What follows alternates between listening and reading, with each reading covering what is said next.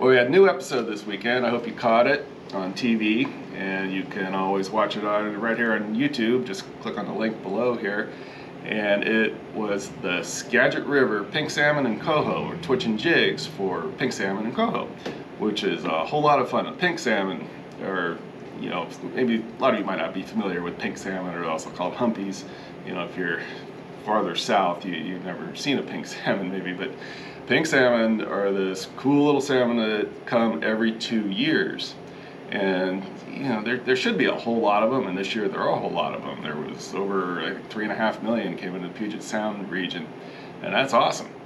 And it's been almost a decade since pink salmon's been open, but we were able to fish for pinks on the Skagit River this year, and it was really fun. I got out there with Cal Stocking, Cause for Divorce Guide Service.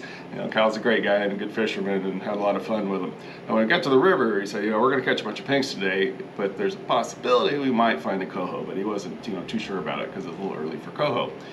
But that's fine. So we get out there, and Cal's using just some basic hoochies on jig heads for the pink salmon, which is really all you need. Pink salmon are typically pretty easy to catch. They're a whole lot of fun, and if you catch them under bright, they're great eating. And I've got another episode coming up soon where we're catching pink salmon out in Puget Sound. And that was really fun too, and boy, we got them really good. There's a lot of fish out there, so that's an upcoming episode. But anyway, the twitching jig is a great fun way to catch those pink salmon. And what I did, I brought some of these Rockstar jigs with me. This is one that I've been tossing around here in the Woodland, Washington area lately for coho, and hoping to maybe find some coho up there on the Skagit. So we were fishing these and Cal's hoochies, and we were catching a lot of pinks and catching a few pinks on the Rockstars, and it was all good. But Cal eventually, later in the morning, he switched from this pink and white color to kind of purple and blue, and just a little different color combination. It's pink, blue, and kind of a purple. And that one, right away, caught our first coho. And so, man, that's pretty cool. There are coho here. Well, it turns out we caught 2 more on that same jig. Coho, all in this Rockstar jig, where they had a choice of the other jigs we were throwing too, but they ate this one. So the cohos really seem to like this. And what Cal was saying in the episode, so he thought that maybe the Rockstar jig with the marabou with all its movement, plus these 2 longer feathers, really gave that little bit of extra to entice those coho to bite. And on 2 of the fish, he had cast out and gotten to the back of the run, and it was at the back of the boat, and was just kind of holding it there, not really moving it much. And one time he wasn't even paying attention. He had kind of quit fishing and he was talking to me.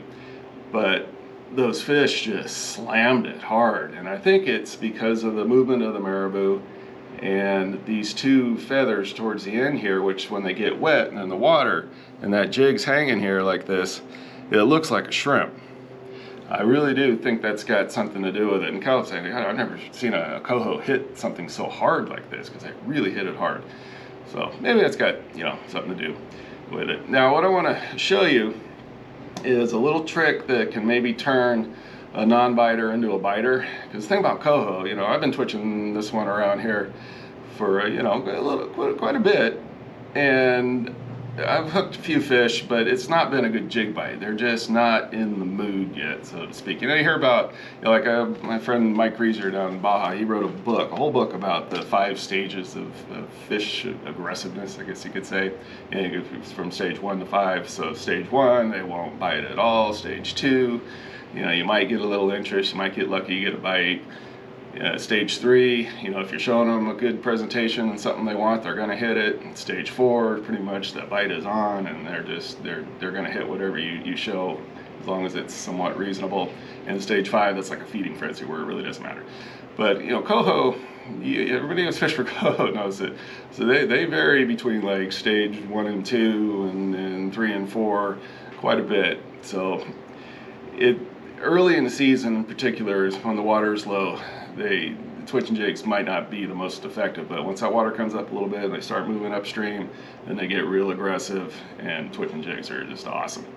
So What I did the other day though, that I want to share with you, that turned like a stage 2 fish into a stage 3 fish maybe, or turned a non-biter into a biter, is I added a little bit of sand shrimp. I'm going to show you how to do that. Now, what I always do when I start fishing is spray some Procure water-soluble fish oil on it. Just a couple squirts. That gives that nice shrimp flavor. I always use shrimp. It's just what I do. But what you can do with to really put a lot of scent on this and make it something that might turn a non-biter into a biter is just take yourself a little sand shrimp here. Now, this is not a live shrimp. This is one I pulled out of the freezer. These are frozen shrimp, and they work just fine. I have no problem at all using frozen sand shrimp, and I know a lot of you think that's crazy, but frozen sand shrimp does work. Not a problem at all. So what I do is just got a kind of a smaller one here. It's going to pinch off the tail, and you take your jig.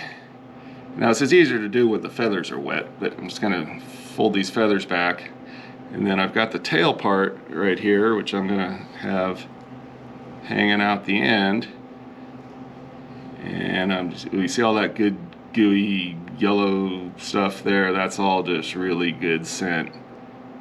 And I'm just going to thread that right on the hook, right there, just like that. Yeah, a lot easier to do when the feathers are wet. But so now I got that on like that, but if you start casting that, it's just going to fall off, right? So I've got Fish Field Ghost Thread here, and you don't need to go crazy. Just get it up there. I just put it right up on the top like that. Get a few good wraps, tie it down. Just a couple more. Pull that off, pull it tight, and that's all there is to it.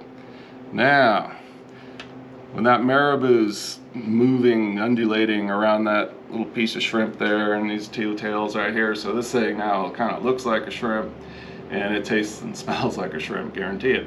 And you get about 10, 12 good casts out of this before the shrimp kind of milks out. The skeleton, the exoskeleton will stay on there, but you know, all that good stuff, all the gooey stuff will be washed out. So this isn't something that I do all the time. You know, if the fish want to bite, you know, they'll just bite the jig. You don't need to add anything to it. But the other day, I fished this area for quite a while, didn't get any bites and see any followers and see nothing. It was just dead, but there was fish around. So I did this, and in a second cast, I could fish. So that turned those non-biters into biters. So a little squirt of Procure water-soluble shrimp. Always use water-soluble on the feathers. And the sand shrimp, and that really makes something that fish sometimes can't resist anyway. But as we get a little later here, now it's October 15th, I think for the next month or so, the jig bite's going to take off, lures, you know, throwing crankbaits or back trolling crankbaits, all that sort of thing. And it's really going to get good out there. So we've got a big stock of these Spro Rockstar jigs in store now. And if you need a rod, this is the rod I've been using. It's the 7.5 foot RH Angler West rod, made down the street, 100% made here in Woodland, Washington. Makes a really nice twitching rod. You can back bounce with it, back troll, diver and bait, you know, just about anything, any way you want to fish on a smaller river, this will do it. Hover fishing, it's awesome for that. Casting plugs, you know, walleye even. You know, if you're casting any kind of swim baits or anything like that, just really good all around type of rod. So anyway, get out there. Those fish are in the water. You just got to go fish for them. So be sure to subscribe, and I'll be talking back at you soon.